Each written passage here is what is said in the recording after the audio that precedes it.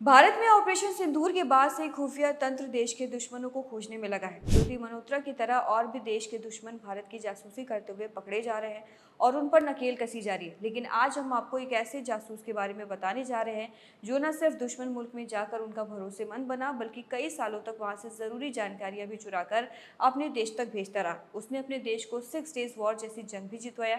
यहाँ तक कि एक वक्त ऐसा आया कि वह दुश्मन देश में डिप्टी मिनिस्टर ऑफ डिफेंस तक बन सकता था। लेकिन बाजी ऐसी पलटी कि सारा खेल खत्म हो गया। चलिए उसके बारे में आपको बताते हैं कि आखिर वो जासूस था कौन।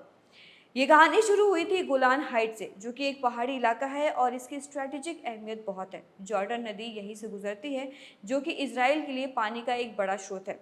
यहाँ से इसराइल को पानी का 30-40% हिस्सा मिलता है। 1969 से पहले इस पर सीरिया ने कब्जा कर रखा था और सीरिया के सैनिक यहाँ से इजरायली बस्तियों पर हमले करते थे। फिर 1967 के 6 डे वॉर में इसराइल ने इस पर अपना आधिपत्य जमाया और सीरिया की सेना पीछे हट गई। इस जीत के पीछे जिस शख्स का हाथ था उसका नाम है एली कोहेन, जो कि एक मोसाद के जासूस थे।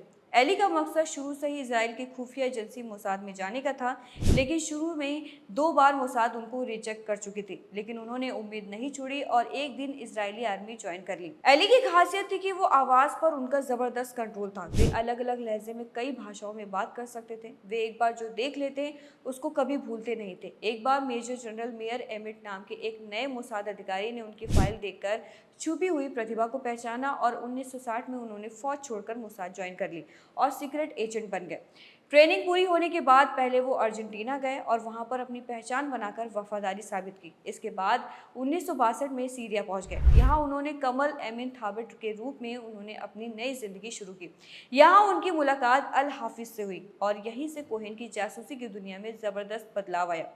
अल हाफिज सीरिया के ताकतवर नेता थे। 1963 में अल हाफिज सीरिया के राष्ट्रपति बने और कोहेन व हाफिज की दोस्ती बहुत गहरी हो गई।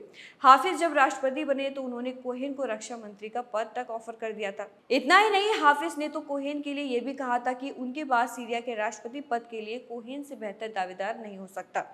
सीरिया की राजधानी में कोहेन एक शानदार घर में रहते थे, जहां पर रेडियो ट्रांसमिशन केबल लगे थे। इसी के जरिए वे गोपनीय जानकारी अपने देश इसराइल भेजते थे। कोहेन हमेशा अपने पास साइनाइड की एक बोतल भी रखते थे कि अगर वो पकड़े गए तो पीकर जान दे देंगे। एली कोहेन की जासूसी करियर में उनका गोलन हाइट्स का दौरा बहुत महत्वपूर्ण था। उन्होंने बहुत से संवेदनशील इलाकों की तस्वीर ली और वहां पर मिलिट्री की पोजीशन देखी। कहते हैं कि जहां पर सीरिया ने इसराइल की तरफ से आर्टिलरी तैयार की थी, वहां पर एली ने अफसरों को मनवा कर यूकेलिप्टस के पेड़ लगवा दिए, जिससे कि सैनिकों को गर्मी से राहत मिल सके। इन्हीं पेड़ों की मदद से इसराइल ने 6 डेज वॉर जीता और गोलन हाइट्स पर कब्जा कर लिया था, क्योंकि इन्हीं वजह से सीरियाई सैनिकों की सटीक लोकेशन पता चलती थी।